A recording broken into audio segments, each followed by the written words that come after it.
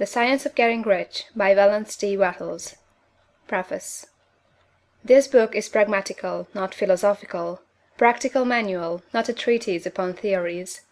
It is intended for the men and women whose most pressing need is for money, who wish to get rich first and philosophize afterward.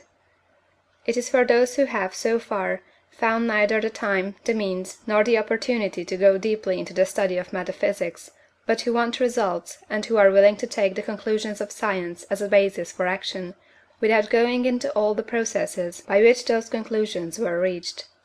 It is expected that the reader will take the fundamental statements upon faith, just as he would take statements concerning a law of electrical action if they were promulgated by a Marconi or an Edison; and, taking the statements upon faith, that he will prove their truth by acting upon them without fear or hesitation. Every man or woman who does this will certainly get rich, for the science herein applied is an exact science, and failure is impossible. For the benefit, however, of those who wish to investigate philosophical theories, and so secure a logical basis of faith, I will here cite certain authorities. The monistic theory of the universe, the theory that one is all, and that all is one; that one substance manifests itself as the seeming many elements of the material world, is of Hindu origin, and has been gradually winning its way into the thought of the Western world for 200 years. It is the foundation of all the Oriental philosophies, and of those of Descartes, Spinoza, Leibniz, Schopenhauer, Hegel, and Emerson. The reader who would dig the philosophical foundations of this is advised to read Hegel and Emerson for himself. In writing this book I have sacrificed all other considerations to plainness and simplicity of style, so that all might understand. The plan of action laid down herein was deduced from the conclusions of philosophy.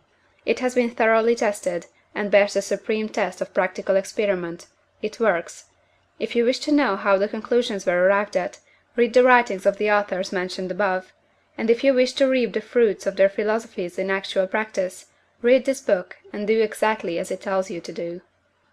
The Author. End of the Preface. Chapter 1. The Right to be Rich. Whatever may be said in praise of poverty, the fact remains that it is not possible to live a really complete or successful life unless one is rich. No man can rise to his greatest possible height in talent or soul development unless he has plenty of money, for to unfold the soul and to develop talent he must have many things to use, and he cannot have these things unless he has money to buy them with. A man develops in mind, soul, and body by making use of things, and society is so organized that man must have money in order to become the possessor of things. Therefore, the basis of all advancement for man must be the science of getting rich. The object of all life is development, and everything that lives has an inalienable right to all the development it is capable of attaining. Man's right to life means his right to have the free and unrestricted use of all the things which may be necessary to his fullest mental, spiritual, and physical unfoldment, or, in other words, his right to be rich. In this book, I shall not speak of riches in a figurative way. To be really rich does not mean to be satisfied or contented with a little. No man ought to be satisfied with a little if he is capable of using and enjoying more. The purpose of nature is the advancement and unfoldment of life, and every man should have all that can contribute to the power, elegance, beauty, and richness of life. To be content with less is sinful. The man who owns all he wants for the living of all the life he is capable of living is rich, and no man who has not plenty of money can have all he wants. Life has advanced so far, and become so complex, that even the most ordinary man or woman requires a great amount of wealth in order to live in a manner that even approaches completeness. Every person naturally wants to become all that they are capable of becoming. This desire to realize innate possibilities is inherent in human nature. We cannot help wanting to be all that we can be. Success in life is becoming what you want to be. You can become what you want to be only by making use of things, and you can have the free use of things only as you become rich enough to buy them. To understand the science of getting rich is therefore the most essential of all knowledge. There is nothing wrong in wanting to get rich. The desire for riches is really the desire for a richer, fuller, and more abundant life, and that desire is praiseworthy. The man who does not desire to live more abundantly is abnormal, and so the man who does not desire to have money enough to buy all he wants is abnormal. There are three motives for which we live: We live for the body, we live for the mind, we live for the soul. No one of these is better or holier than the other. All are alike desirable, and no one of the three, body, mind, or soul, can live fully if either of the others is cut short of full life and expression. It is not right or noble to live only for the soul and deny mind or body, and it is wrong to live for the intellect and deny body or soul. We are all acquainted with the loathsome consequences of living for the body and denying both mind and soul, and we can see that real life means the complete expression of all that man can give forth through body, mind, and soul. Whatever he can say, no man can be really happy or satisfied unless his body is living fully in every function, and unless the same is true for his mind and his soul. Wherever there is unexpressed possibility, or function not performed, there is unsatisfied desire. Desire is possibility seeking expression, or function seeking performance. Man cannot live fully in body without good food, comfortable clothing, and warm shelter, and without freedom from excessive toil. Rest and recreation are also necessary for his physical life. He cannot live fully in mind without books and time to study them, without opportunity to travel and observation, or without intellectual companionship. To live fully in mind he must have intellectual recreations, and must surround himself with all the objects of art and beauty he is capable of using and appreciating. To live fully in soul, man must have love, and love is denied expression by poverty. A man's highest happiness is found in the bestowal of benefits on those he loves. Love finds its most natural and spontaneous expression in giving. The man who has nothing to give cannot fill his place as a husband or father, as a citizen, or as a man. It is in the use of material things that a man finds full life for his body, develops his mind, and unfolds his soul. It is therefore for supreme importance to him that he should be rich. It is perfectly right that you should desire to be rich. If you are a normal man or woman, you cannot help doing so. It is perfectly right that you should give your best attention to the science of getting rich, for it is the noblest and most necessary of all studies. If you neglect this study, you are derelict in your duty to yourself, to God and humanity, for you can render to God and humanity no greater service than to make the most of yourself. End of Chapter 1.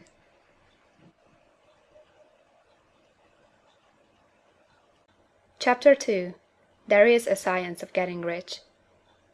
There is a science of getting rich, and it is an exact science like algebra or arithmetic.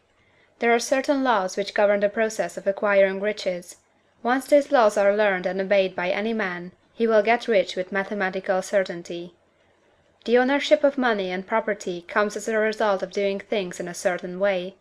Those who do things in this certain way, whether on purpose or accidentally, get rich, while those who do not do things in this certain way, no matter how hard they work, or how able they are, remain poor. It is a natural law that like causes always produce like effects, and therefore any man or woman who learns to do things in this certain way will infallibly get rich. That the above statement is true is shown by the following facts. Getting rich is not a matter of environment, for, if it were, all the people in certain neighborhoods would become wealthy, the people of one city would be all rich, while those of other towns would all be poor, or the inhabitants of one state would roll in wealth, while those of an adjoining state would be in poverty. But everywhere we see rich and poor living side by side, in the same environment, and often engaged in the same vocations.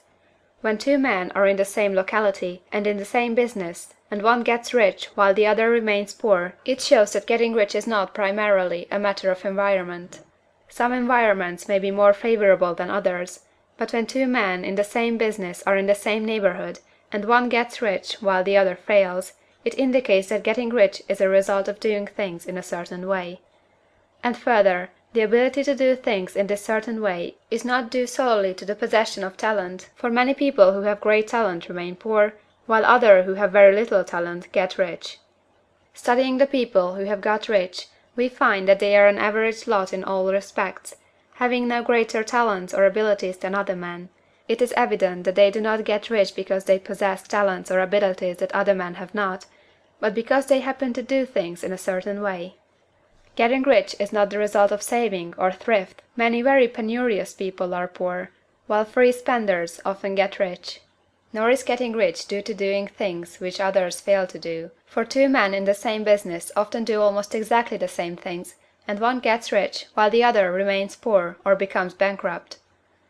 From all these things, we must come to the conclusion that getting rich is the result of doing things in a certain way. If getting rich is the result of doing things in a certain way, and if like causes always produce like effects, then any man or woman who can do things in that way can become rich, and the whole matter is brought within the domain of exact science. The question arises here, whether this certain way may not be so difficult that only a few may follow it. This cannot be true, as we have seen, so far as natural ability is concerned. Talented people get rich, and blockheads get rich. Intellectually brilliant people get rich, and very stupid people get rich. Physically strong people get rich, and weak and sickly people get rich. Some degree of ability to think and understand is, of course, essential. But in so far natural ability is concerned, any man or woman who has sense enough to read and understand these words can certainly get rich. Also, we have seen that it is not a matter of environment.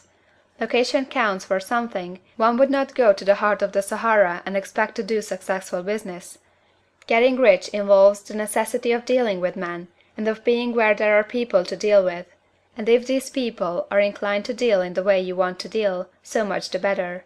But that is about as far as environment goes. If anybody else in your town can get rich, so can you. And if anybody else in your state can get rich, so can you. Again, it is not a matter of choosing some particular business or profession. People get rich in every business and in every profession, while their next-door neighbors on the same vocation remain in poverty. It is true that you will do best in a business which you like, and which is congenial to you. And if you have certain talents which are well developed, you will do best in a business which calls for the exercise of those talents. Also, you will do best in a business which is suited to your locality. An ice cream parlor would do better in a warm climate than in Greenland, and a salmon fishery would succeed better in the Northwest than in Florida, where there are no salmon. But, aside from these general limitations, getting rich is not dependent upon your engaging in some particular business, but upon your learning to do things in a certain way. If you are now in business and everybody else in your locality is getting rich in the same business while you are not getting rich, it is because you are not doing things in the same way that the other person is doing them. No one is prevented from getting rich by lack of capital. True, as you get capital the increase becomes more easy and rapid, but one who has capital is already rich, and does not need to consider how to become so. No matter how poor you may be, if you begin to do things in a certain way, you will begin to get rich, and you will begin to have capital. The getting of capital is a part of the process of getting rich, and it is a part of the result which invariably follows the doing of things in a certain way. You may be the poorest man on the continent, and be deeply in debt. You may have neither friends, influence, nor resources, but if you begin to do things in this way, you must infallibly begin to get rich, for like causes must produce like effects. If you have no capital, you can get capital. If you are in the wrong business, you can get into the right business. If you are in the wrong location, you can go to the right location, and you can do so by beginning in your present business and in your present location to do things in the certain way which causes success. End of chapter 2.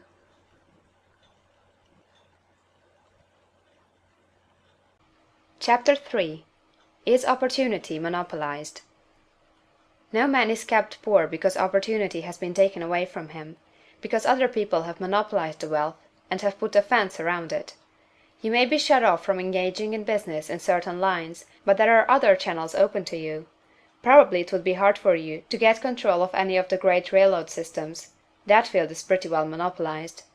But the electric railway business is still in its infancy, and offers plenty of scope for enterprise, and it will be but a few years until traffic and transportation through the air will become a great industry, and in all its branches will give employment to hundreds of thousands and perhaps to millions of people.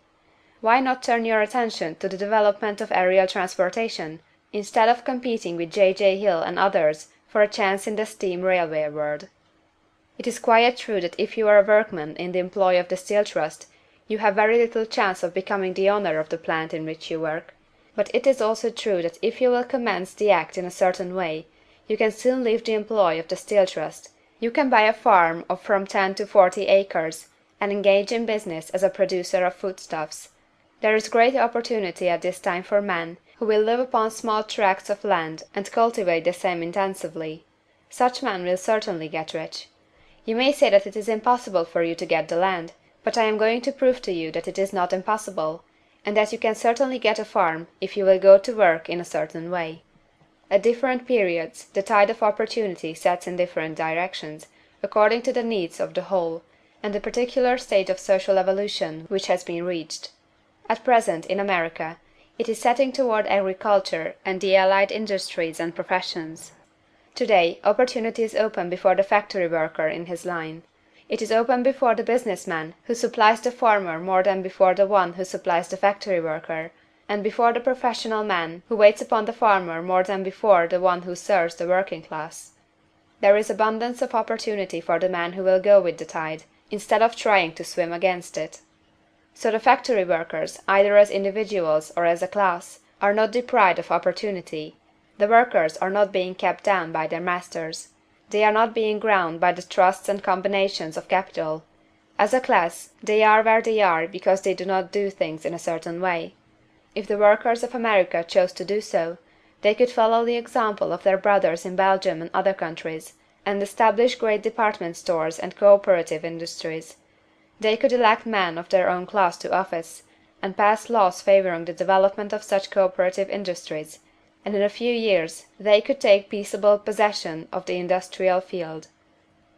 The working class may become the master class whenever they will begin to do things in a certain way. The law of wealth is the same for them as it is for all others. This they must learn, and they will remain where they are as long as they continue to do as they do. The individual worker, however, is not held down by the ignorance or the mental slothfulness of his class. He can follow the tide of opportunity to riches, and this book will tell them how. No one is kept in poverty by a shortness in the supply of riches. There is more than enough for all. A palace as large as the Capitol at Washington might be built for every family on earth from the building material in the United States alone, and under intensive cultivation this country would produce wool, cotton, linen, and silk enough to clothe each person in the world finer than Solomon was arrayed in all his glory, together with food enough to feed them all luxuriously. The visible supply is practically inexhaustible, and the invisible supply really is inexhaustible. Everything you see on earth is made from one original substance, out of which all things proceed. New forms are constantly being made, and older ones are dissolving, but all are shapes assumed by one thing. There is no limit to the supply of formless stuff, or original substance. The universe is made out of it, but it was not all used in making the universe. The spaces in, through, and between the forms of the visible universe are permeated and filled with the original substance, with the formless stuff, with the raw material of all things. 10,000 times as much as has been made might still be made, and even then we should not have exhausted the supply of universal raw material. No man, therefore, is poor because nature is poor, or because there is not enough to go around. Nature is an inexhaustible storehouse of riches. The supply will never run short. Original substance is alive with creative energy, and is constantly producing more forms. When the supply of building material is exhausted, more will be produced. When the soil is exhausted, so that foodstuffs and materials for clothing will no longer grow upon it, it will be renewed, or more soil will be made. When all the gold and silver has been dug from the earth, if man is still in such a stage of social development that he needs gold and silver, more will be produced from the formless. The formless stuff responds to the needs of man, it will not let him be without any good thing. This is true of man collectively. The race as a whole is always abundantly rich, and if individuals are poor, it is because they do not follow the certain way of doing things which makes the individual man rich. The formless stuff is intelligent. It is stuff which thinks. It is alive, and is always impelled toward more life. It is the natural and inherent impulse of life to seek to live more. It is the nature of intelligence to enlarge itself, and of consciousness to seek to extend its boundaries and find fuller expression. The universe of forms has been made by formless living substance, throwing itself into form in order to express itself more fully. The universe is a great living presence, always moving inherently toward more life and fuller functioning. Nature is formed for the advancement of life; its impelling motive is the increase of life. For this cause, everything which can possibly minister to life is bountifully provided; there can be no lack unless God is to contradict himself and nullify his own works. You are not kept poor by lack in the supply of riches. It is a fact that I shall demonstrate a little farther on, that even the resources of the formless supply are at the command of the man or woman who will act and think in a certain way. CHAPTER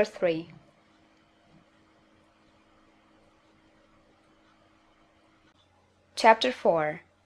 The first principle in the science of getting rich. Thought is the only power which can produce tangible riches from the formless substance.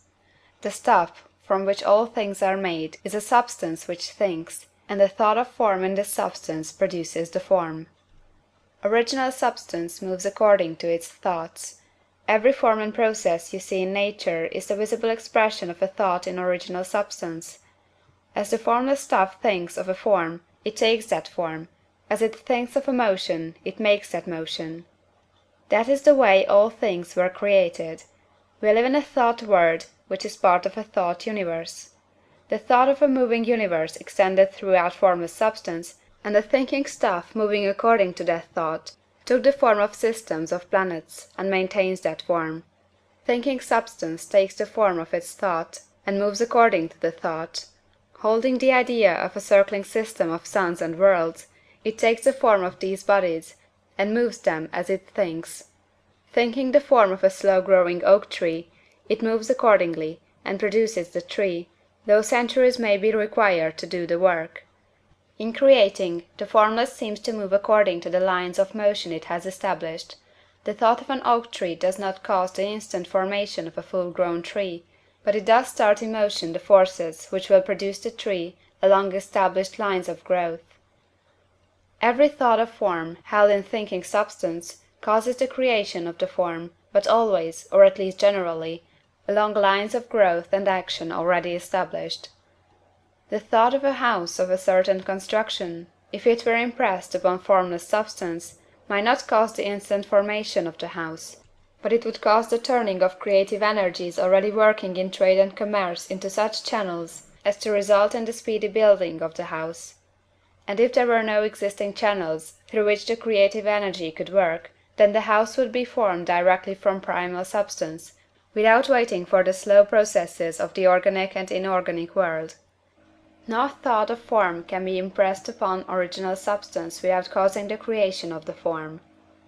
Man is a thinking centre, and can originate thought.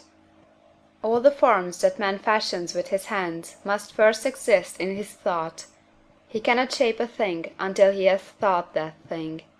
And so far man has confined his efforts wholly to the work of his hands. He has applied manual labor to the world of forms, seeking to change or modify those already existing. He has never thought of trying to cause the creation of new forms by impressing his thoughts upon formless substance. When man has a thought form, he takes material from the forms of nature, and makes an image of the form which is in his mind. He has so far made little or no effort to co-operate with formless intelligence, to work with the Father. He has not dreamed that he can do what he seeth the Father doing. Man reshapes and modifies existing forms by manual labor. He has given no attention to the question whether he may not produce things from formless substance by communicating his thoughts to it. We propose to prove that he may do so, to prove that any man or woman may do so, and to show how. As our first step, we must lay down three fundamental propositions. First, we assert that there is one original formless stuff, or substance, from which all things are made. All the seemingly many elements are but different presentations of one element. All the many forms found in organic and inorganic nature are but different shapes, made from the same stuff. And this stuff is thinking stuff. A thought held in it produces the form of the thought. Thought, in thinking substance, produces shapes. Man is a thinking centre, capable of original thought. If man can communicate his thought to original thinking substance, he can cause the creation or formation of the thing he thinks about. To summarize this, there is a thinking stuff from which all things are made, and which, in its original state, permeates, penetrates, and fills the interspaces of the universe. A thought, in this substance, produces the thing that is imaged by the thought. Man can form things in his thought, and, by impressing his thought upon formless substance, can cause the thing he thinks about to be created. It may be asked if I can prove these statements, and without going into details, I answer that I can do so, both by logic and experience. Reasoning back from the phenomena of form and thought, I come to one original thinking substance, and reasoning forward from this thinking substance, I come to man's power to cause the formation of the thing he thinks about. And, by experiment, I find the reasoning true, and this is my strongest proof. If one man who reads this book gets rich by doing what it tells him to do, that is evidence in support of my claim. But if every man who does what it tells him to do gets rich, that is positive proof until someone goes through the process and fails. The theory is true until the process fails, and this process will not fail, for every man who does exactly what this book tells him to do will get rich. I have said that men get rich by doing things in a certain way, and in order to do so, man must become able to think in a certain way. A man's way of doing things is the direct result of the way he thinks about things. To do things in a way you want to do them, you will have to acquire the ability to think the way you want to think. This is the first step toward getting rich. To think what you want to think is to think truth, regardless of appearances. Every man has the natural and inherent power to think what he wants to think, but it requires far more effort to do so than it does to think the thoughts which are suggested by appearances. To think according to appearance is easy. To think truth, regardless of appearances, is laborious, and requires the expenditure of more power than any other work man is called upon to perform. There is no labor from which most people shrink as they do from that of sustained and consecutive thought. It is the hardest work in the world. This is especially true when truth is contrary to appearances.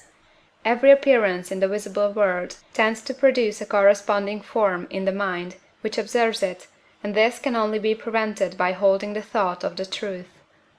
To look upon the appearance of disease will produce the form of disease in your own mind, and ultimately in your body, unless you hold the thought of the truth, which is that there is no disease. It is only an appearance, and the reality is health. To look upon the appearances of poverty will produce corresponding forms in your own mind, unless you hold to the truth that there is no poverty, there is only abundance. To think health when surrounded by the appearances of disease, or to think riches when in the midst of appearances of poverty, requires power. But he who acquires this power becomes a master mind. He can conquer fate, he can have what he wants. This power can only be acquired by getting hold of the basic fact which is behind all appearances, and that fact is that there is one thinking substance from which and by which all things are made. Then we must grasp the truth that every thought held in this substance becomes a form, and that man can so impress his thoughts upon it as to cause them to take form and become visible things. When we realize this, we lose all doubt and fear, for we know that we can create we want to create, we can get what we want to have, and can become what we want to be. As a first step toward getting rich, you must believe the three fundamental statements given previously in this chapter, and in order to emphasize them, I repeat them here. There is a thinking stuff from which all things are made, and which, in its original state, permeates, penetrates, and fills the interspaces of the universe. A thought, in this substance, produces the thing that is imaged by the thought. Man can form things in his thought, and, by impressing his thought upon formless substance, can cause the thing he thinks about to be created. You must lay aside all other concepts of the universe than this monistic one, and you must dwell upon this until it is fixed in your mind, and has become your habitual thought. Read these creed statements over and over again, fix every word upon your memory, and meditate upon them until you firmly believe what they say. If a doubt comes to you, cast it aside as a sin. Do not listen to arguments against this idea. Do not go to churches or lectures where a contrary concept of things is taught or preached. Do not read magazines or books which teach a different idea. If you get mixed up in your faith, all your efforts will be in vain. Do not ask why these things are true, nor speculate as to how they can be true. Simply take them on trust. The science of getting rich begins with the absolute acceptance of this faith. End of chapter 4.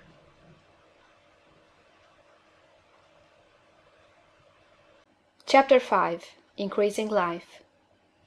You must get rid of the last vestige of the old idea that there is a Deity whose will it is that you should be poor, or whose purposes may be served by keeping you in poverty.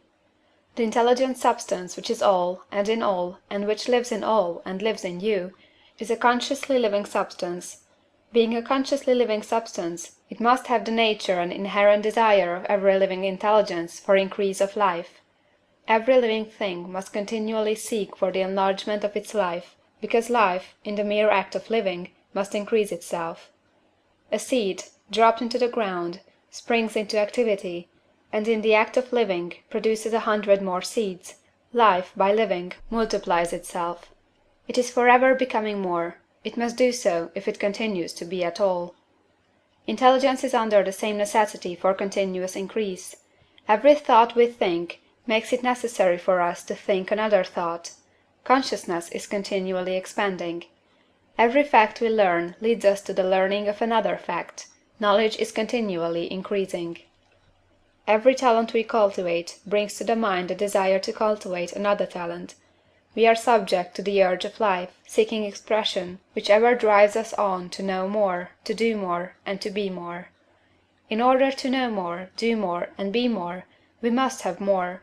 We must have things to use, for we learn, and do, and become, only by using things. We must get rich, so that we can live more. The desire for riches is simply the capacity for larger life seeking fulfillment. Every desire is the effort of an unexpressed possibility to come into action. It is power seeking to manifest which causes desire. That which makes you want more money is the same as that which makes the plant grow. It is life, seeking fuller expression. The one living substance must be subject to this inherent law of all life. It is permeated with the desire to live more. That is why it is under the necessity of creating things. The one substance desires to live more in you, hence it wants you to have all the things you can use. It is the desire of God that you should get rich. He wants you to get rich, because he can express himself better through you if you have plenty of things to use in giving him expression. He can live more in you if you have unlimited command of the means of life. The universe desires you to have everything you want to have. Nature is friendly to your plans. Everything is naturally for you. Make up your mind that this is true. It is essential, however, that your purpose should harmonize with the purpose that is in all. You must want real life, not mere pleasure of sensual gratification.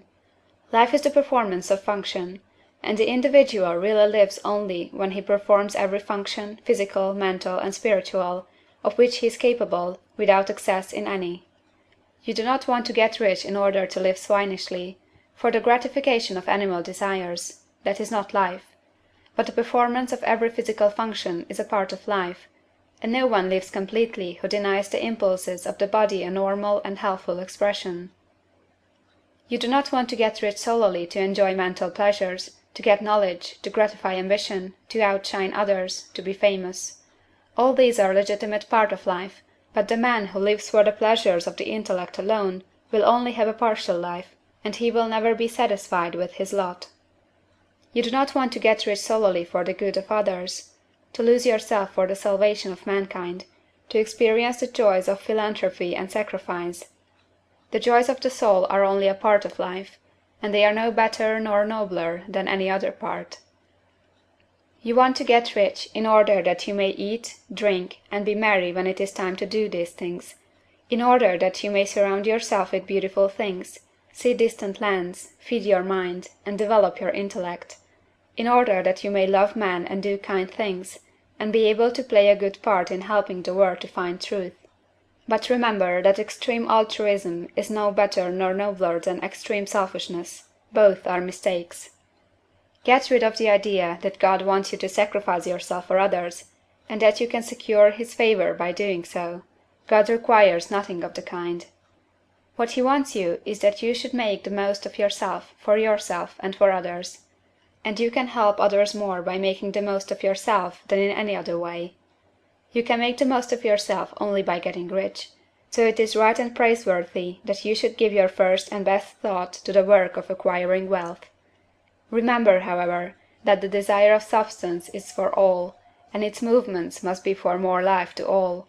It cannot be made to work for less life to any, because it is equally in all, seeking riches and life. Intelligent substance will make things for you, but it will not take things away from some one else and give them to you.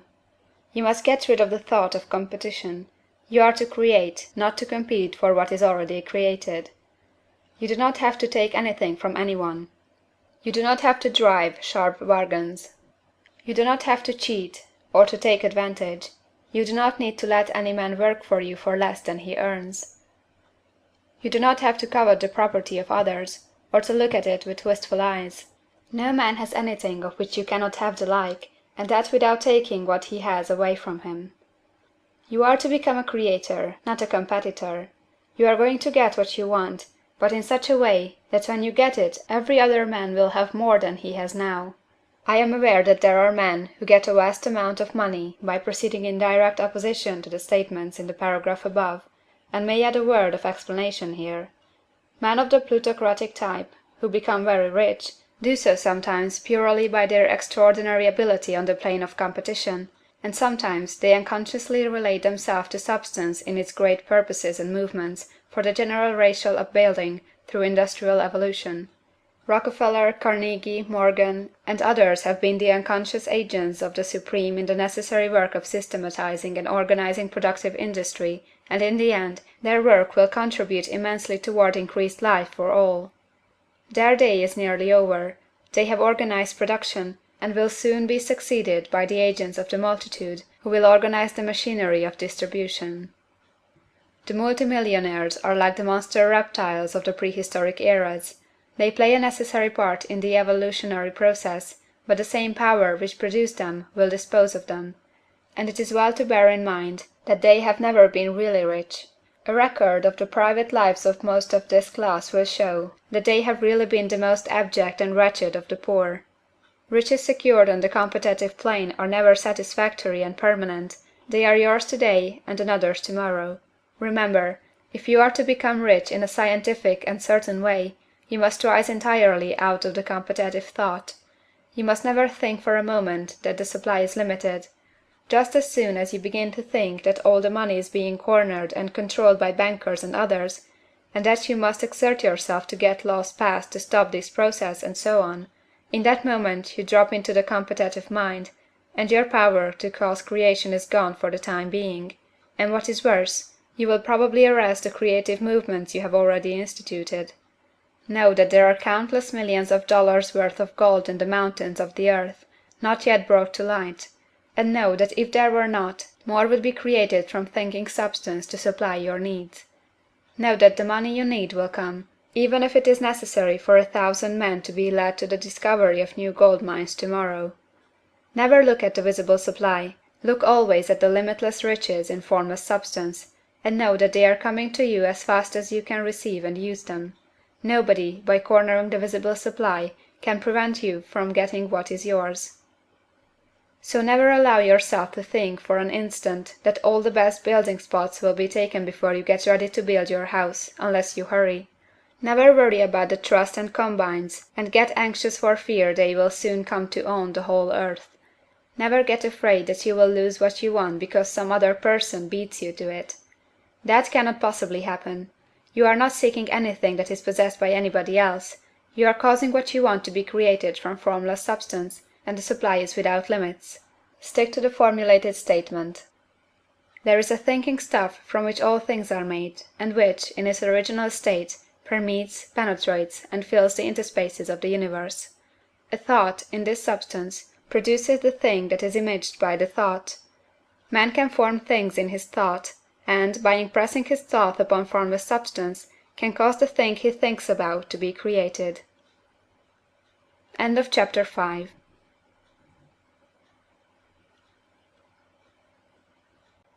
Chapter 6. How Riches Come to You. When I say that you do not have to drive sharp bargains, I do not mean that you do not have to drive any bargains at all, or that you are above the necessity for having any dealings with your fellow men. I mean that you will not need to deal with them unfairly. You do not have to get something for nothing, but can give to every man more than you take from him. You cannot give every man more in cash market value than you take from him, but you can give him more in use value than the cash value of the thing you take from him. The paper, ink, and other material in this book may not be worth the money you pay for it, but if the ideas suggested in it bring you thousands of dollars, you have not been wronged by those who sold it to you. They have given you a great use value for a small cash value. Let us suppose that I own a picture by one of the greatest artists, which, in any civilized community, is worth thousands of dollars. I take it to Baffin Bay, and by salesmanship induce an Eskimo to give a bundle of furs worth 500 for it. I have really wronged him, for he has no use for the picture. It has no use value to him. It will not add to his life. But suppose I give him a gun, worth $50 for his furs. Then he has made a good bargain. He has use for the gun. It will get him many more furs and much food. It will add to his life in every day. It will make him rich. When you rise from the competitive to the creative plane, you can scan your business transactions very strictly, and if you are selling any man anything which does not add more to his life than the thing he gives you in exchange, you can afford to stop it. You do not have to beat anybody in business. And if you are in a business which does beat people, get out of it at once. Give every man more in use value than you take from him in cash value. Then you are adding to the life of the world by every business transaction. If you have people working for you, you must take from them more cash value than you pay them in wages. But you can so organize your business that it will be filled with the principle of advancement, and so that each employee who wishes to do so may advance a little every day. You can make your business do for your employees what this book is doing for you. You can so conduct your business that it will be a sort of ladder, by which every employee who will take the trouble may climb to riches himself, and given the opportunity, if he will not do so, it is not your fault. And finally, because you are to cause the creation of your riches from formless substance which permeates all your environment, it does not follow that they are to take shape from the atmosphere and come into being before your eyes. If you want a sewing machine, for instance, I do not mean to tell you that you are to impress the thought of a sewing machine on thinking substance until the machine is formed without hands, in the room where you sit or elsewhere. But if you want a sewing machine, hold the mental image of it with the most positive certainty that it is being made, or is on its way to you. After once forming the thought, have the most absolute and unquestioning faith that a sewing machine is coming. Never think of it or speak of it in any other way than as being sure to arrive. Claim it as already yours. It will be brought to you by the power of the Supreme Intelligence acting upon the minds of men. If you live in Maine, it may be that a man will be brought from Texas or Japan to engage in some transaction which will result in your getting what you want. If so, the whole matter will be as much to that man's advantage as it is to yours. Do not forget for a moment that the thinking substance is through all, in all, communicating with all, and can influence all. The desire of thinking substance for fuller life and better living has caused the creation of all the sewing machines already made, and it can cause the creation of millions more, and will, whenever men set it in motion by desire and faith, and by acting in a certain way. You can certainly have a sewing machine in your house, and it is just as certain that you can have any other thing or things which you want, and which you will use for the advancement of your own life and the lives of others. You need not hesitate about asking largely. It is your Father's pleasure to give you the kingdom, said Jesus.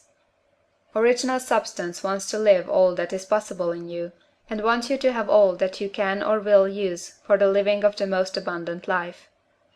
If you fix upon your consciousness the fact that the desire you feel for the possession of riches is one with the desire of omnipotence for more complete expression, your faith becomes invincible. Once I saw a little boy sitting at a piano and vainly trying to bring harmony out of the keys, and I saw that he was grieved and provoked by his inability to play real music. I asked him the cause of this vexation, and he answered, "I can feel the music in me, but I can't make my hands go right." The music in him was the urge of original substance, containing all the possibilities of all life. All that there is of music was seeking expression through the child.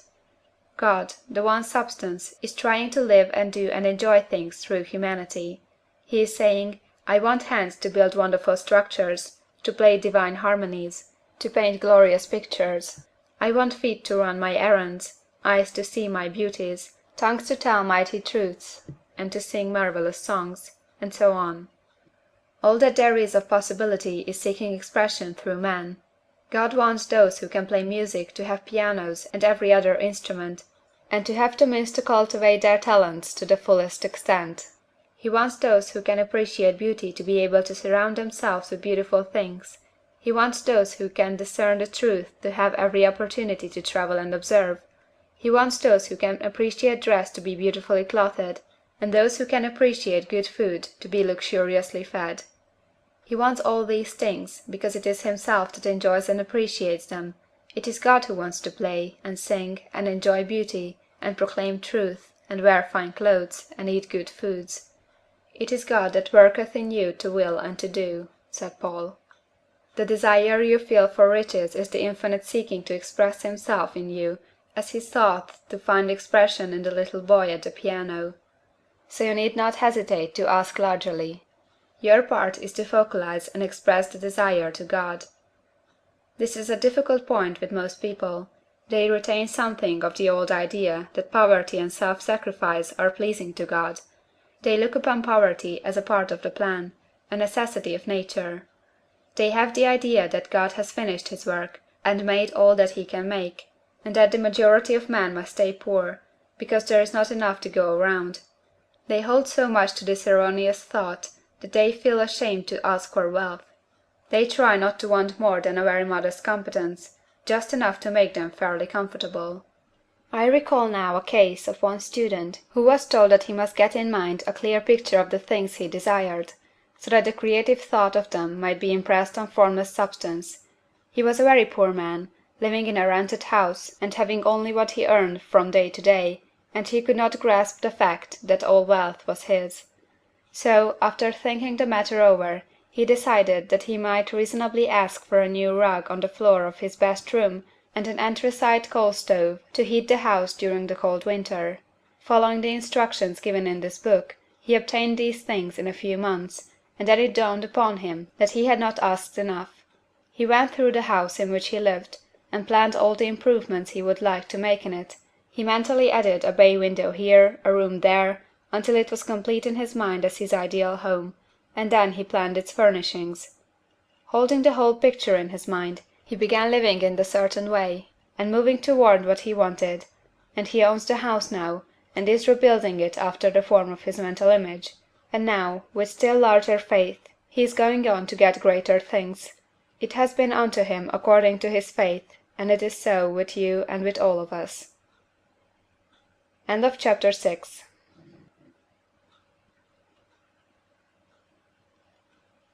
Chapter 7. Gratitude. The illustrations given in the last chapter will have conveyed to the reader the fact that the first step toward getting rich is to convey the idea of your wants to the formless substance. This is true, and you will see that in order to do so, it becomes necessary to relate yourself to the formless intelligence in a harmonious way. To secure this harmonious relation is a matter of such primary and vital importance that I shall give some space to its discussion here, and give you instructions which, if you will follow them, will be certain to bring you into perfect unity of mind with God. The whole process of mental adjustment and atonement can be summed up in one word: gratitude. First, you believe that there is one intelligent substance, from which all things proceed. Second, you believe that this substance gives you everything you desire. And third, you relate yourself to it by a feeling of deep and profound gratitude. Many people who order their lives rightly in all other ways are kept in poverty by their lack of gratitude. Having received one gift from God, they cut the wires which connect them with Him by failing to make acknowledgment. It is easy to understand that the nearer we live to the source of wealth, the more wealth we shall receive. And it is easy also to understand that the soul that is always grateful lives in closer touch with God than the one which never looks to him in thankful acknowledgment. The more gratefully we fix our minds on the Supreme when good things come to us, the more good things we will receive, and the more rapidly they will come. And the reason simply is that the mental attitude of gratitude draws the mind into closer touch with the source from which the blessings come. If it is a new thought to you that gratitude brings your whole mind into closer harmony with the creative energies of the universe, consider it well, and you will see that it is true. The good things you already have come to you along the line of obedience to certain laws. Gratitude will lead your mind out along the ways by which things come, and it will keep you in close harmony with creative thought and prevent you from falling into competitive thought. Gratitude alone can keep you looking toward the all, and prevent you from falling into the error of thinking of the supply as limited, and to do that would be fatal to your hopes. There is a law of gratitude, and it is absolutely necessary that you should observe the law, if you are to get the results you seek. The law of gratitude is the natural principle that action and reaction are always equal, and in opposite directions. The grateful outreaching of your mind in thankful praise to the Supreme is a liberation or expenditure of force.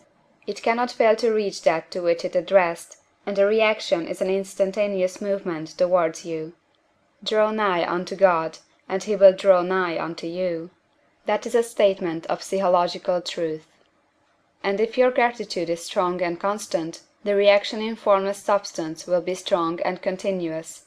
The movement of the things you want will be always toward you. Notice the grateful attitude that Jesus took, how he always seems to be saying, I thank thee, Father, that thou hearest me. You cannot exercise much power without gratitude, for it is gratitude that keeps you connected with power.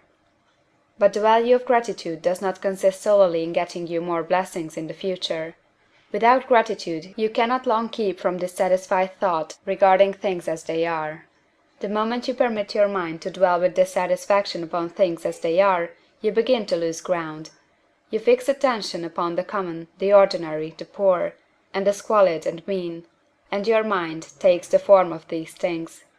Then you will transmit these forms or mental images to the formless, and the common, the poor, the squalid, the mean will come to you.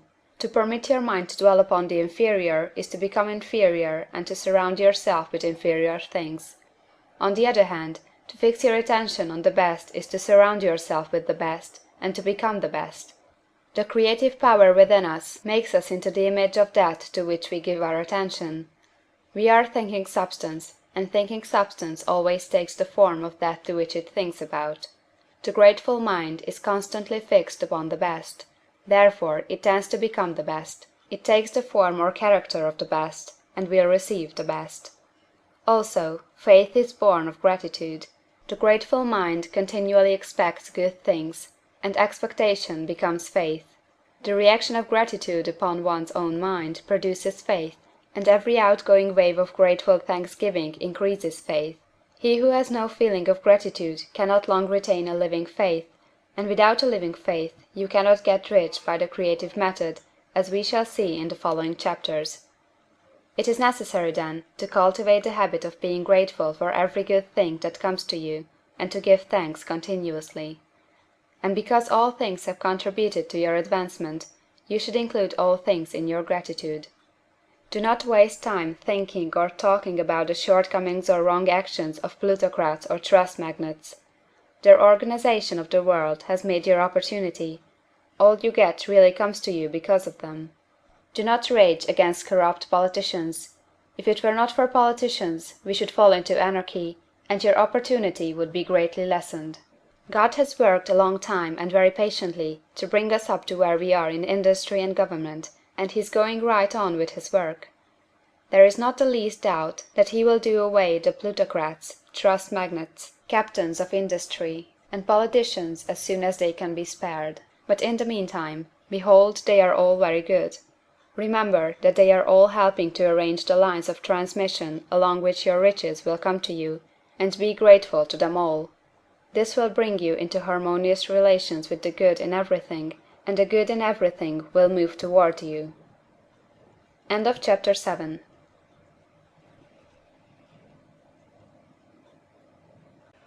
Chapter 8. Thinking in the Certain Way. Turn back to Chapter 6 and read again the story of the man who formed the mental image of his house, and you will get a fair idea of the initial step toward getting rich. You must form a clear and definite mental picture of what you want.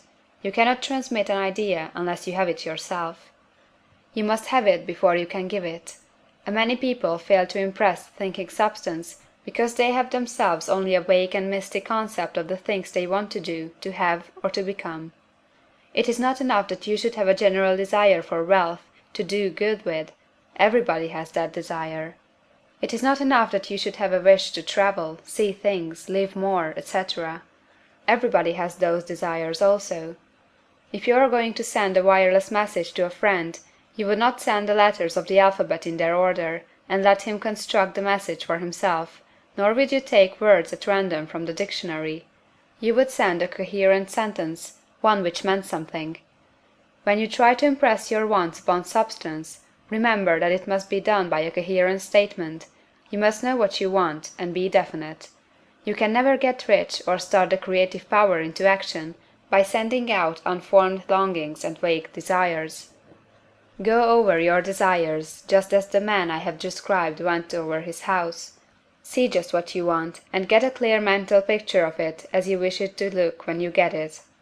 That clear mental picture you must have continually in mind, as the sailor has in mind the port toward which he is sailing the ship.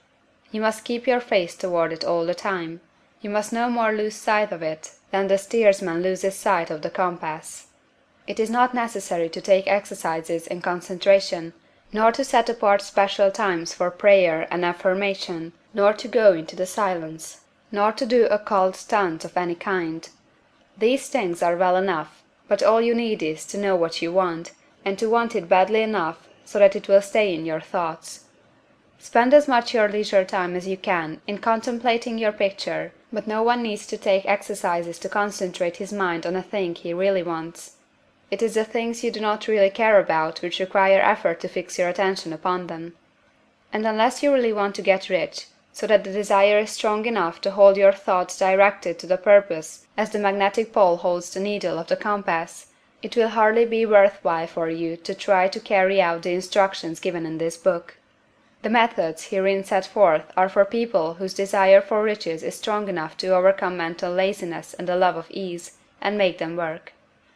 The more clear and definite you make your picture then, and the more you dwell upon it, bringing out all its delightful details, the stronger your desire will be, and the stronger your desire, the easier it will be to hold your mind fixed upon the picture of what you want. Something more is necessary, however, than merely to see the picture clearly. If that is all you do, you are only a dreamer, and will have little or no power for accomplishment. Behind your clear vision must be the purpose to realize it, to bring it out in tangible expression. And behind this purpose must be an invincible and unwavering faith that the thing is already yours, that it is at hand, and you have only to take possession of it. Live in the new house mentally until it takes form around you physically. In the mental realm, enter at once into full enjoyment of the things you want. Whatsoever things ye ask for when ye pray, believe that ye receive them, and ye shall have them, said Jesus. See the things you want as if they were actually around you all the time. See yourself as owning and using them. Make use of them in imagination just as you will use them when they are your tangible possessions. Dwell upon your mental picture until it is clear and distinct, and then take the mental attitude of ownership toward everything in that picture. Take possession of it, in mind, in the full faith that it is actually yours. Hold to this mental ownership. Do not waver for an instant in the faith that it is real. And remember what was said in the preceding chapter about gratitude. Be as thankful for it all the time as you expect it to be when it has taken form. The man who can sincerely thank God for the things which as yet he owns only in imagination, has real faith. He will get rich. He will cause the creation of whatsoever he wants. You do not need to pray repeatedly for things you want. It is not necessary to tell God about it every day. Use not vain repetitions as the heathen do, said Jesus to his pupils, for your Father knoweth that ye have need of these things before ye ask him. Your part is to intelligently formulate your desire for the things which make for a larger life, and to get these desires arranged into a coherent whole. and then to impress this whole desire upon the formless substance, which has the power and the will to bring you what you want. You do not make this impression by repeating strings of words, you make it by holding the vision with unshakable purpose to attain it, and with steadfast faith that you do attain it. The answer to prayer is not according to your faith while you are talking, but according to your faith while you are working. You cannot impress the mind of God by having a special Sabbath day set apart to tell him what you want, and of forgetting him during the rest of the week. You cannot impress him by having special hours to go into your closet and pray, if you then dismiss the matter from your mind until the hour of prayer comes again. Oral prayer is well enough, and has its effect, especially upon yourself, in clarifying your vision and strengthening your faith. But it is not your oral petitions which get you what you want. In order to get rich, you do not need a sweet hour of prayer, you need to pray without ceasing. And by prayer I mean holding steadily to your vision, with the purpose to cause its creation into solid form, and the faith that you are doing so. Believe that ye receive them. The whole matter turns on receiving, once you have clearly formed your vision. When you have formed it, it is well to make an oral statement, addressing the Supreme in reverent prayer, and from that moment you must, in mind, receive what you ask for. Live in the new house, wear the fine clothes, ride in the automobile, go on the journey, and confidently plan for greater journeys. Think and speak of all the things you have asked for in terms of actual present ownership. Imagine an environment and a financial condition exactly as you want them, and live all the time in that imaginary environment and financial condition. Mind, however, that you do not do this as a mere dreamer or castle builder. Hold to the faith that the imaginary is being realized, and to the purpose to realize it. Remember that it is faith and purpose in the use of the imagination which makes the difference between the scientist and the dreamer. And having learned this fact, it is here that you must learn the proper use of the will. End of chapter 8.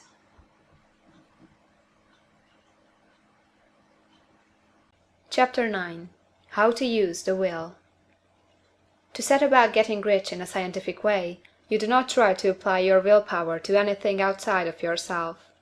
You have no right to do so, anyway. It is wrong to apply your will to other men and women in order to get them do what you wish done. It is as flagrantly wrong to coerce people by mental power as it is to coerce them by physical power. If compelling people by physical force to do things for you reduces them to slavery, compelling them by mental means accomplishes exactly the same thing. The only difference is in methods. If taking things from people by physical force is robbery, then taking things by mental force is robbery also. There is no difference in principle. You have no right to use your willpower upon another person, even for his own good, for you do not know what is for his good. The science of getting rich does not require you to apply power or force to any other person, in any way whatsoever. There is not the slightest necessity for doing so. Indeed, any attempt to use your will upon others will only tend to defeat your purpose.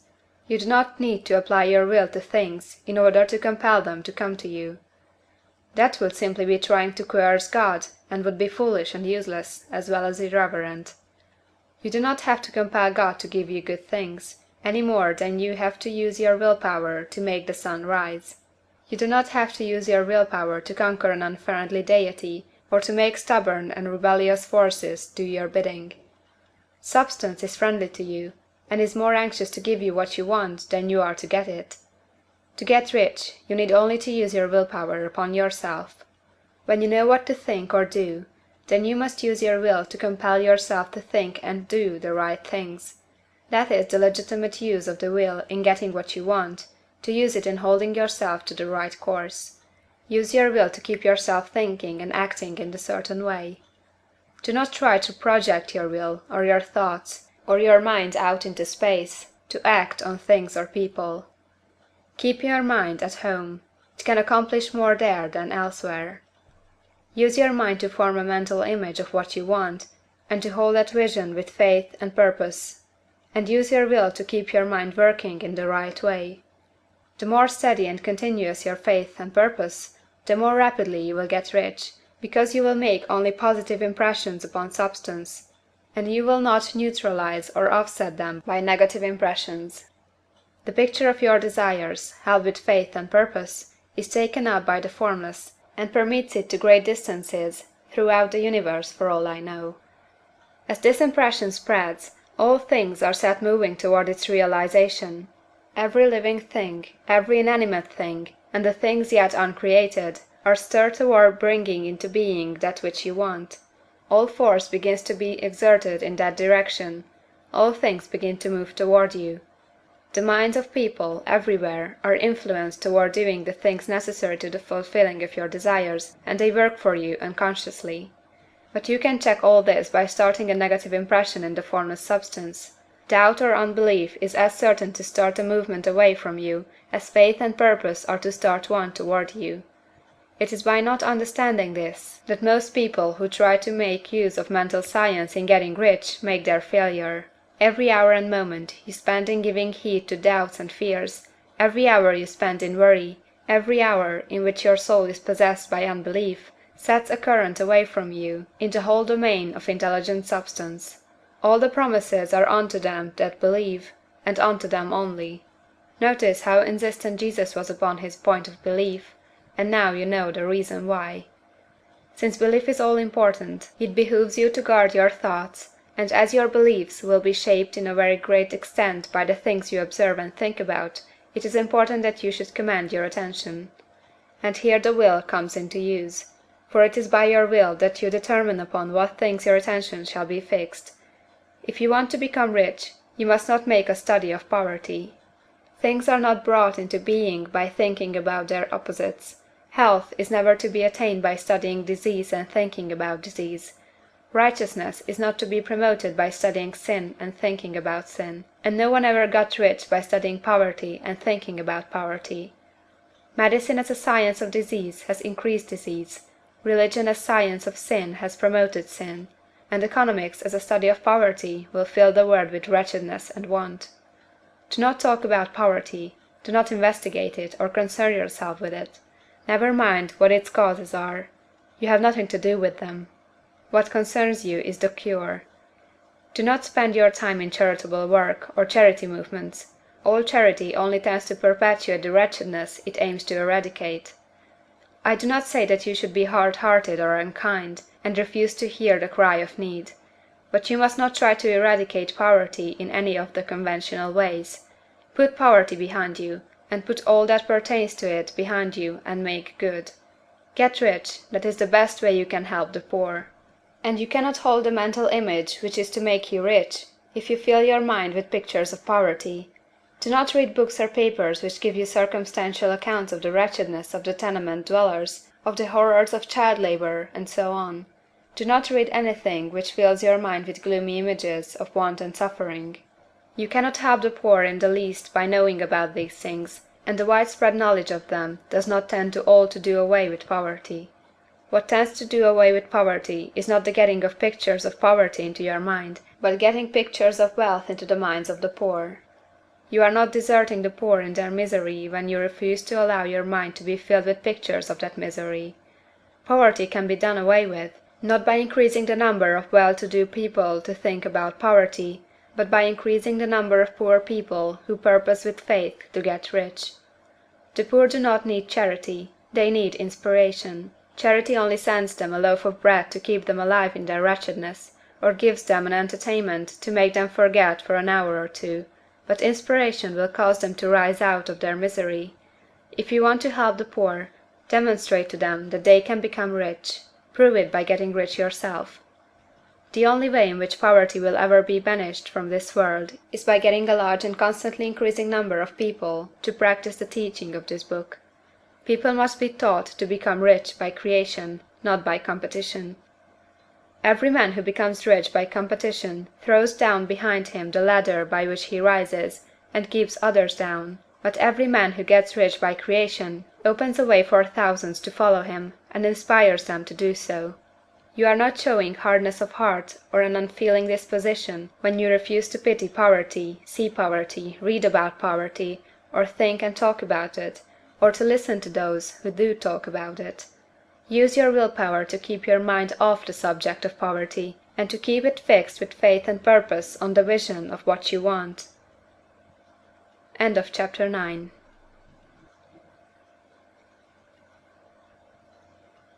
Chapter 10. Further use of the will. You cannot retain a true and clear vision of wealth if you are constantly turning your attention to opposing pictures, whether they be external or imaginary. Do not tell of your past troubles of a financial nature; if you have had them, do not think of them at all. Do not tell of the poverty of your parents, or the hardships of your early life. To do any of these things is to mentally class yourself with the poor for the time being, and it will certainly check the movement of things in your direction. Let the dead bury their dead, as Jesus said. Put poverty and all things that pertain to poverty completely behind you. You have accepted a certain theory of the universe as being correct, and are resting all your hopes of happiness on its being correct. And what can you gain by giving heed to conflicting theories? Do not read religious books which tell you that the world is soon coming to an end. And do not read the writing of muckrakers and pessimistic philosophers who tell you that it is going to the devil. The world is not going to the devil, it is going to God. It is wonderful becoming. True, there may be a good many things in existing conditions which are disagreeable, but what is the use of studying them when they are certainly passing away, and when the study of them only tends to check their passing and keep them with us? Why give time and attention to things which are being removed by evolutionary growth, when you can hasten their removal only by promoting the evolutionary growth as far as your part of it goes? No matter how horrible in seeming may be the conditions in certain countries, sections, or places, you waste your time and destroy your own chances by considering them. You should interest yourself in the world's becoming rich. Think of the riches the world is coming into, instead of the poverty it is growing out of. And bear in mind that the only way in which you can assist the world in growing rich is by growing rich yourself through the creative method, not the competitive one. Give your attention wholly to the riches. Ignore poverty. Whenever you think or speak of those who are poor, think and speak of them as those who are becoming rich, as those who are to be congratulated rather than pitied. Then they and others will catch the inspiration and begin to search for the way out. Because I say that you are to give your whole time and mind and thought to riches, it does not follow that you are to be sordid or mean. To become really rich is the noblest aim you can have in life, for it includes everything else. On the competitive plane, the struggle to get rich is a godless scramble for power over other men, but when we come into the creative mind, all this is changed. All that is possible in the way of greatness and soul unfoldment, of service and lofty endeavor, comes by way of getting rich. All is made possible by the use of things. If you lack for physical health, you will find that the attainment of it is conditional on your getting rich. Only those who are emancipated from financial worry and who have the means to live a carefree existence and follow hygienic practices can have and retain health. Moral and spiritual greatness is possible only to those who are above the competitive battle of existence, and only those who are becoming rich on the plane of creative thought are free from the degrading influences of competition. If your heart is set on domestic happiness, remember that love flourishes best where there is refinement, a high level of thought, and freedom from corrupting influences, and these are to be found only where riches are attained by the exercise of creative thought, without strife or rivalry. You can aim at nothing so great or noble, I repeat, as to become rich, and you must fix your attention upon your mental picture of riches, to the exclusion of all that may tend to dim or obscure the vision. You must learn to see the underlying truth in all things. You must see beneath all seemingly wrong conditions the great one life ever moving forward toward fuller expression and more complete happiness. It is the truth that there is no such thing as poverty, that there is only wealth. Some people remain in poverty because they are ignorant of the fact that there is wealth for them, and these can be best taught by showing them the way of affluence in your own person and practice. Others are poor because, while they feel that there is a way out, they are too intellectually indolent to put forth the mental effort necessary to find that way and by travel it, and for these the very best thing you can do is to arouse their desire by showing them the happiness that comes from being rightly rich.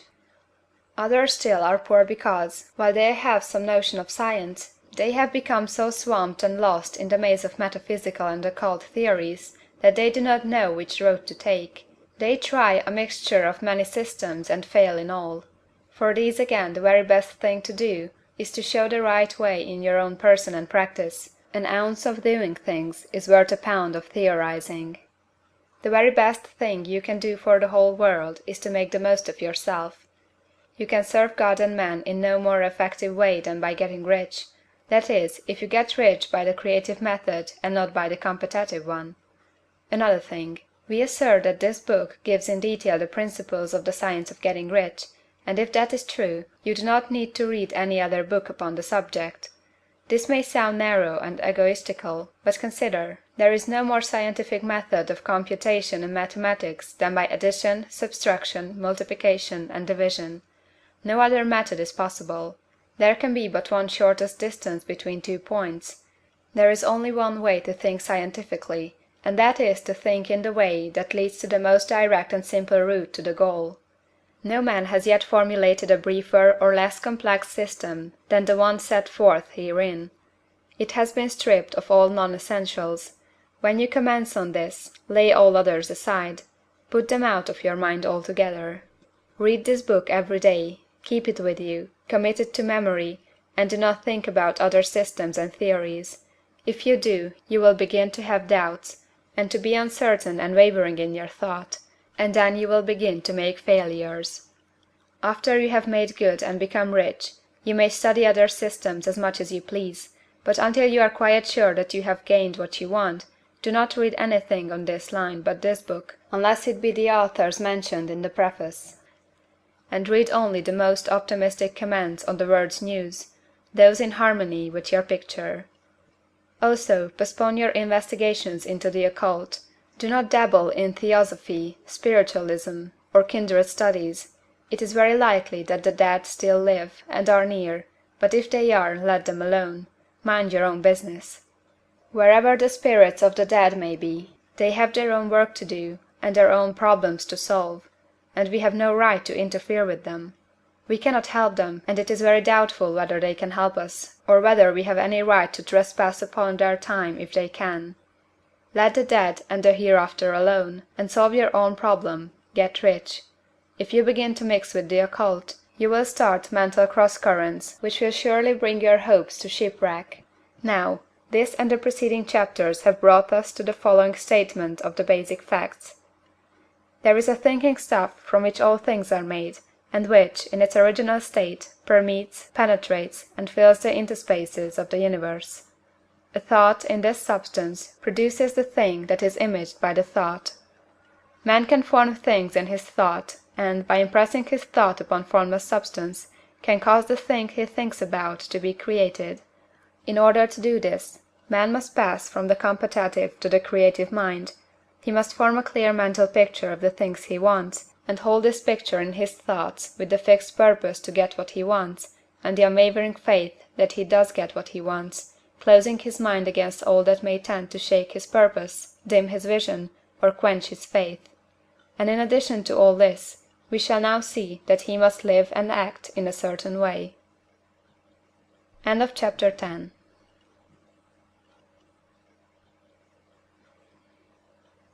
Chapter 11. Acting in a certain way.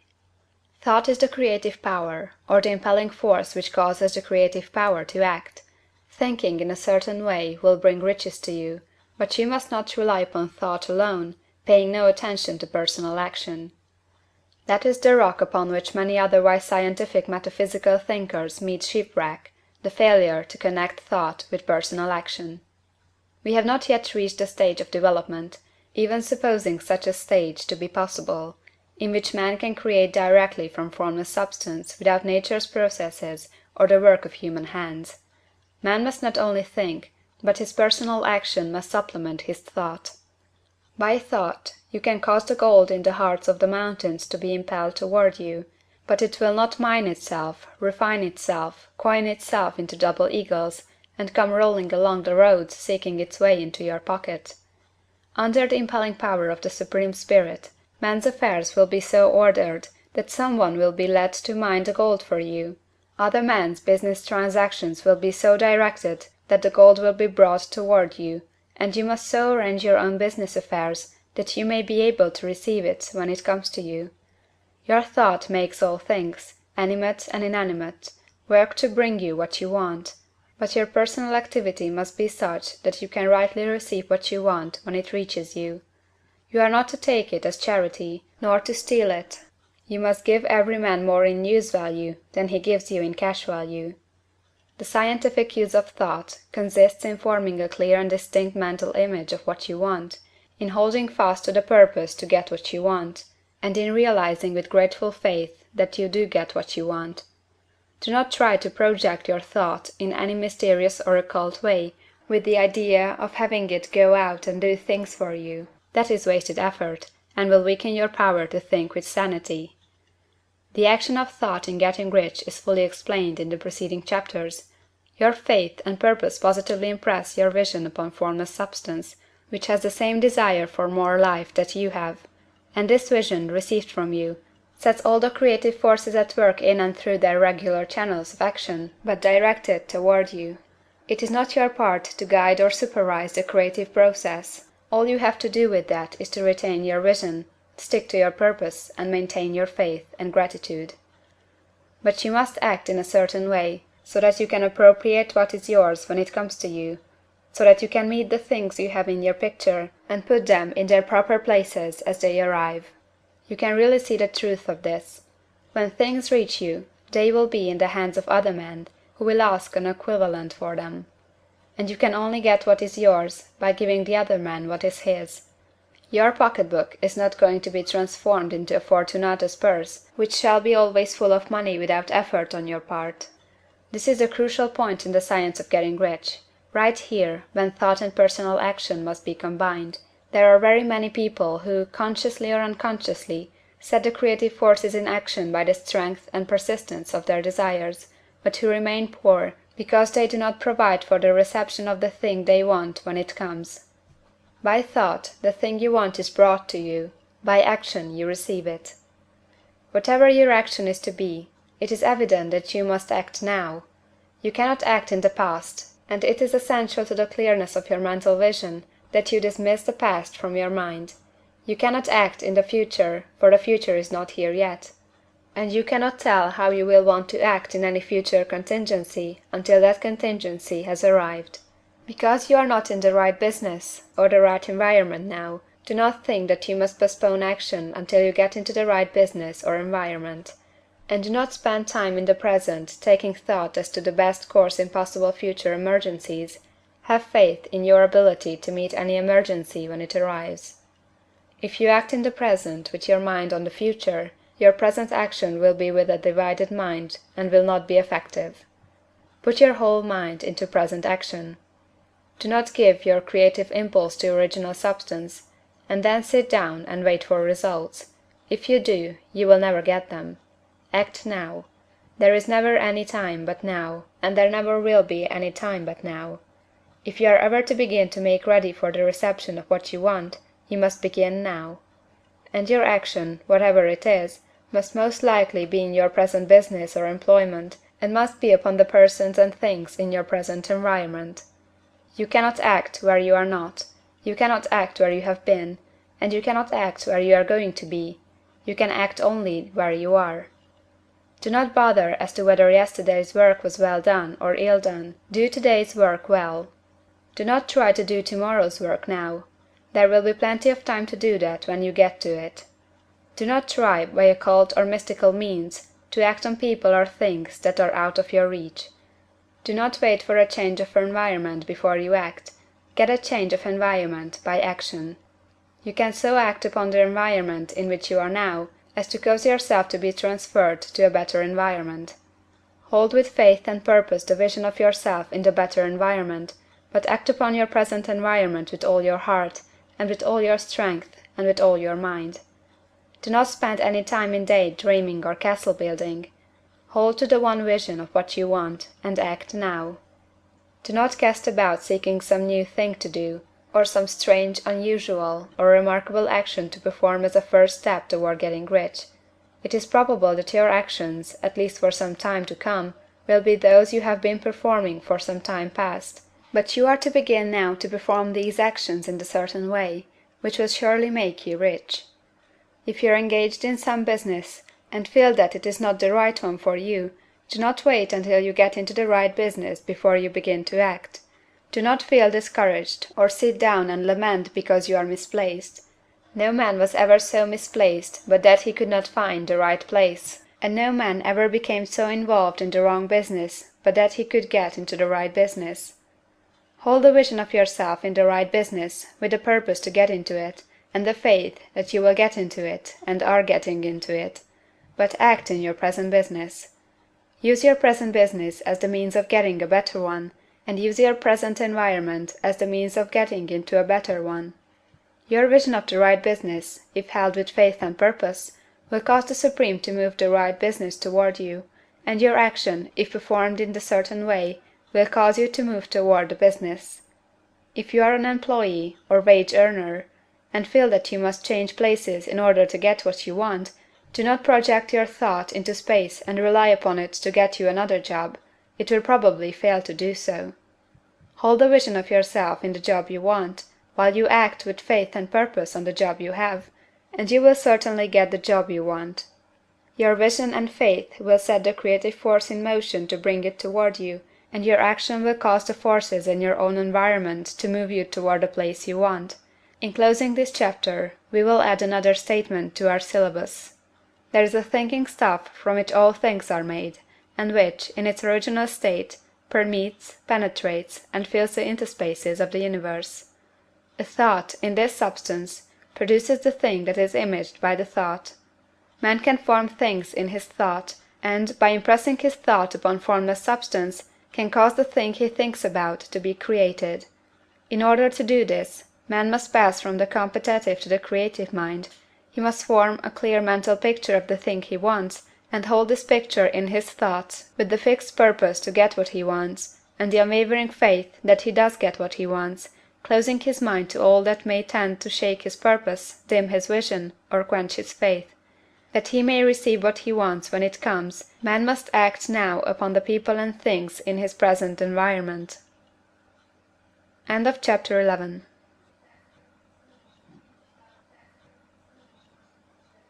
Chapter 12. Efficient Action. You must use your thought as directed in previous chapters, and begin to do what you can do where you are, and you must do all that you can do where you are. You can advance only by being larger than your present place, and no man is larger than his present place who leaves undone any of the work pertaining to that place. The world is advanced only by those who more than fill their present places. If no man quite filled his present place, you can see that there must be a going backward in everything. Those who do not quite fill their places are dead weight upon society, government, commerce, and industry. They must be carried along by others at a great expense. The progress of the world is retarded only by those who do not fill the places they are holding. They belong to a former age and a lower stage or plane of life, and their tendency is toward degeneration. No society could advance if every man was smaller than his place. Social evolution is guided by the law of physical and mental evolution. In the animal world, evolution is caused by excess of life. When an organism has more life than can be expressed in the functions of its own plane, it develops the organs of a higher plane, and a new species is originated. There never would have been new species had there not been organisms which more than filled their places. The law is exactly the same for you. Your getting rich depends upon your applying this principle to your own affairs. Every day is either a successful day or a day of failure, and it is the successful days which get you what you want. If every day is a failure, you can never get rich, while if every day is a success, you cannot fail to get rich.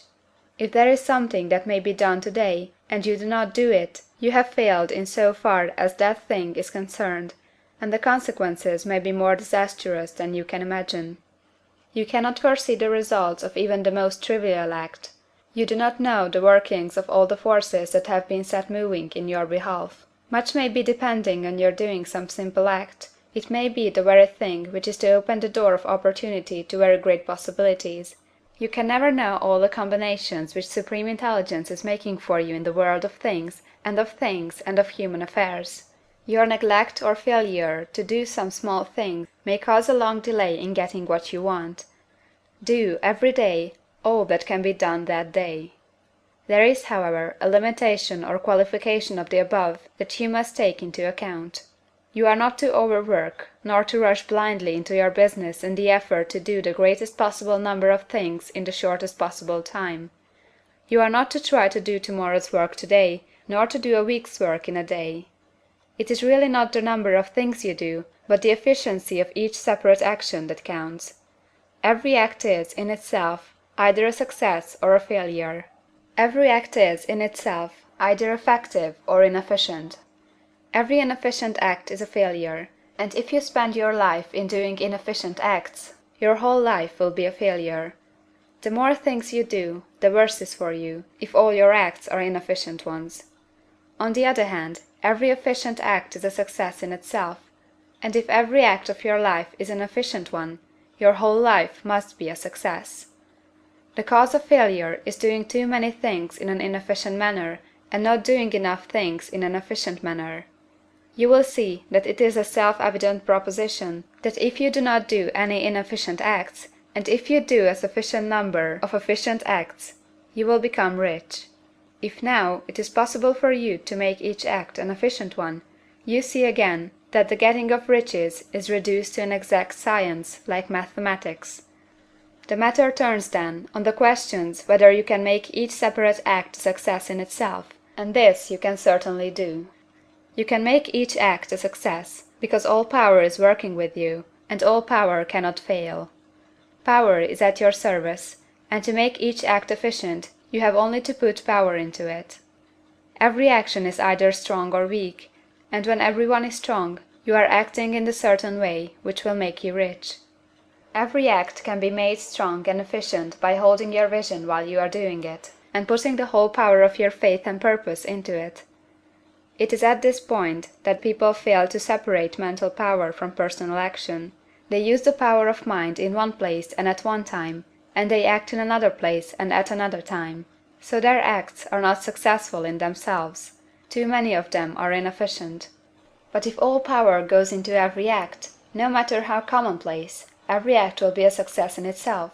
And as in the nature of things, every success opens the way to other successes, your progress toward what you want, and the progress of what you want toward you, will become increasingly rapid. Remember that successful action is cumulative in its results. Since the desire for more life is inherent in all things, when a man begins to move toward larger life, more things attach themselves to him, and the influence of his desire is multiplied. Do, every day, all that you can do that day, and do each act in an efficient manner. In saying that you must hold your vision while you are doing each act, however trivial or commonplace, I do not mean to say that it is necessary at all times to see the vision distinctly to all its smallest details. It should be the work of your leisure hours to use your imagination on the details of your vision, and to contemplate them until they are firmly fixed upon memory. If you wish speedy results, spend practically all your spare time in this practice. By continuous contemplation you will get the picture of what you want, even to the smallest details, so firmly fixed upon your mind, and so completely transferred to the mind of formless substance, that in your working hours you need only to mentally refer to the picture to stimulate your faith and purpose, and cause your best effort to be put forth. Contemplate your picture in your leisure hours until your consciousness is so full of that you can grasp it instantly. You will become so enthused in its bright promises that the mere thought of it will call forth the strongest energies of your whole being. Let us again repeat our syllabus, and by slightly changing the closing statements, bring it to the point we have now reached. There is a thinking stuff from which all things are made, and which, in its original state, permeates, penetrates, and fills the interspaces of the universe. A thought, in this substance, produces the thing that is imaged by the thought. Man can form things in his thought, and, by impressing his thought upon formless substance, can cause the thing he thinks about to be created. In order to do this, man must pass from the competitive to the creative mind. He must form a clear mental picture of the things he wants, and do, with faith and purpose, all that can be done each day, doing each separate thing in an efficient manner. End of chapter 12.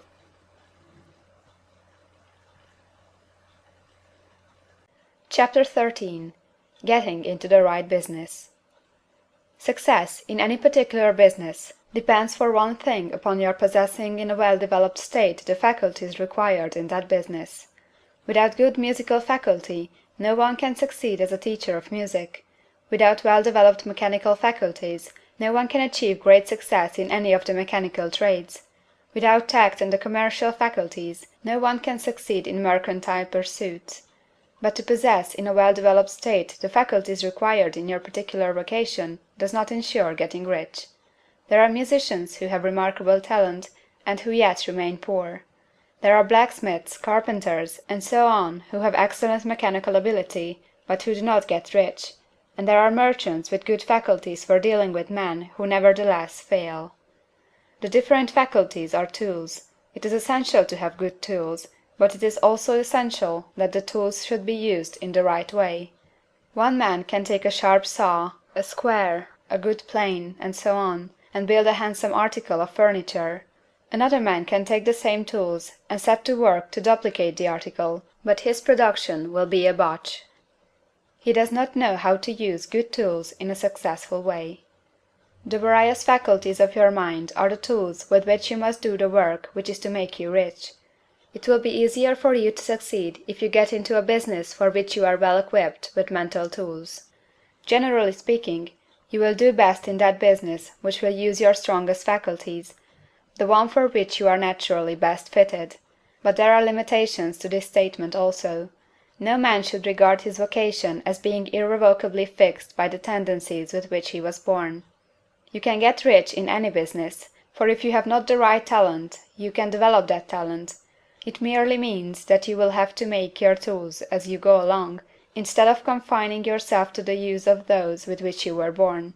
It will be easier for you to succeed in a vocation for which you already have the talents in a well-developed state, but you can succeed in any vocation, for you can develop any rudimentary talent, and there is no talent of which you have not at least the rudiment. You will get rich most easily in point of effort if you do that for which you are best fitted, but you will get rich most satisfactory if you do that which you want to do. Doing what you want to do is life, and there is no real satisfaction in living if we are compelled to be forever doing something which we do not like to do, and can never do what we want to do. And it is certain that you can do what you want to do. The desire to do it is proof that you have within you the power which can do it. Desire is a manifestation of power. The desire to play music is the power which can play music seeking expression and development. The desire to invent mechanical devices is the mechanical talent seeking expression and development. Where there is no power, either developed or undeveloped, to do a thing, there is never any desire to do that thing, and where there is strong desire to do a thing, it is certain proof that the power to do it is strong, and only requires to be developed and applied in the right way.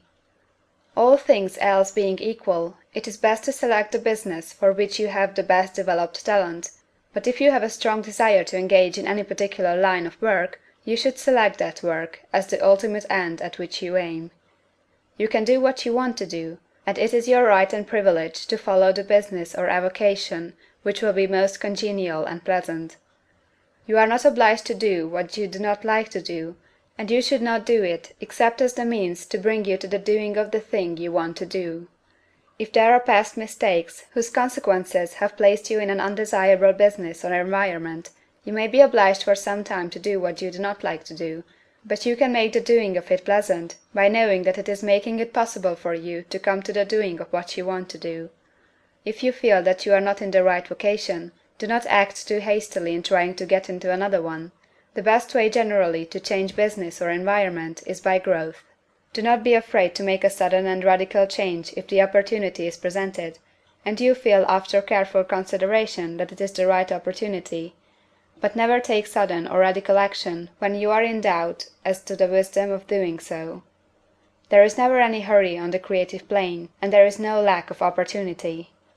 When you get out of the competitive mind, you will understand that you never need to act hastily. No one else is going to beat you to the thing you want to do. There is enough for all. If one space is taken, another and a better one will be opened for you a little farther on. There is plenty of time.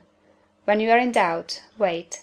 Fall back on the contemplation of your vision, and increase your faith and purpose, and by all means, in times of doubt and indecision, cultivate gratitude. A day or two spent in contemplating the vision of what you want, and in earnest thanksgiving that you are getting it, will bring your mind into such close relationship with the Supreme that you will make no mistake when you do act. There is a mind which knows all there is to know, and you can come into close unity with this mind by faith and the purpose to advance in life, if you have deep gratitude. Mistakes come from acting hastily, or from acting in fear or doubt, or in forgetfulness of the right motive, which is more life to all, and less to none. As you go on in the certain way, opportunities will come to you in increasing number, and you will need to be very steady in your faith and purpose, and to keep in close touch with the all-mind by reverent gratitude.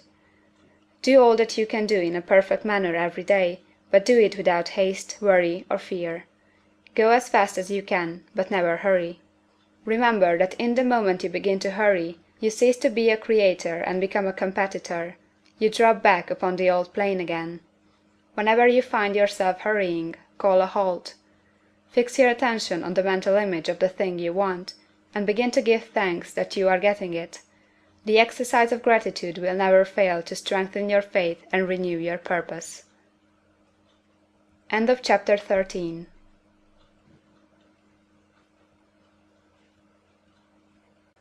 Chapter 14.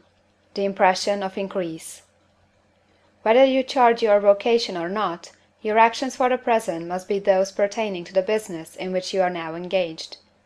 You can get into the business you want by making constructive use of the business you are already established in, by doing your daily work in a certain way.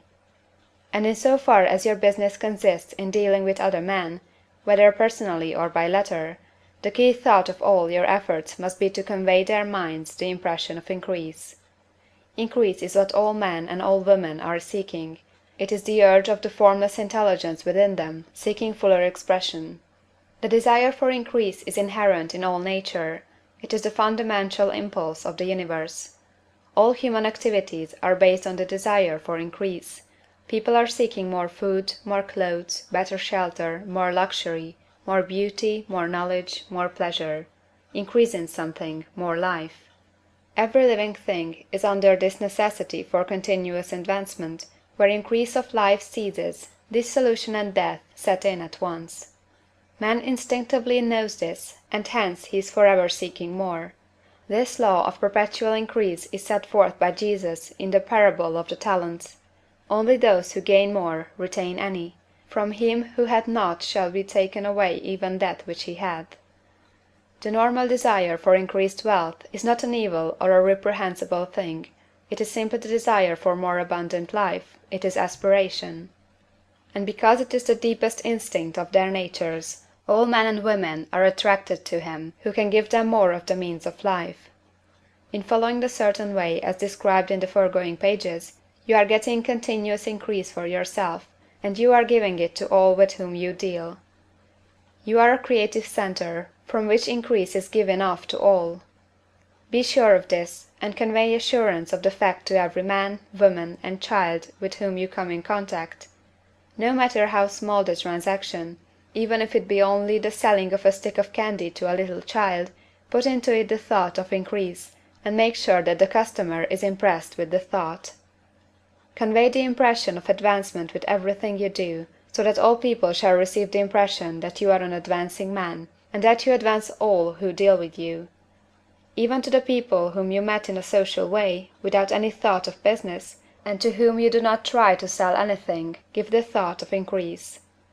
You can convey this impression by holding the unshakable faith that you, yourself, are in the way of increase, and by letting this faith aspire, fill, and permeate every action. Do everything that you do in a firm conviction that you are an advancing personality, and that you are giving advancement to everybody. Feel that you are getting rich, and that in doing so you are making others rich, and conferring benefits on all. Do not boast or brag of your success, or talk about it unnecessarily. True faith is never boastful. Wherever you find a boastful person, you find one who is secretly doubtful and afraid. Simply feel the faith, and let it work out in every transaction. Let every act and tone and look express the quiet assurance that you are getting rich, that you are already rich. Words will not be necessary to communicate this feeling to others. They will feel the sense of increase when in your presence, and will be attracted to you again. You must so impress others that they will feel that in associating with you they will get increase for themselves.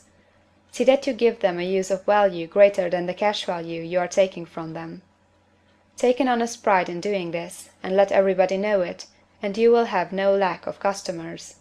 People will go where they are given increase, and the Supreme, which desires increase in all and which knows all, will move toward you men and women who have never heard of you.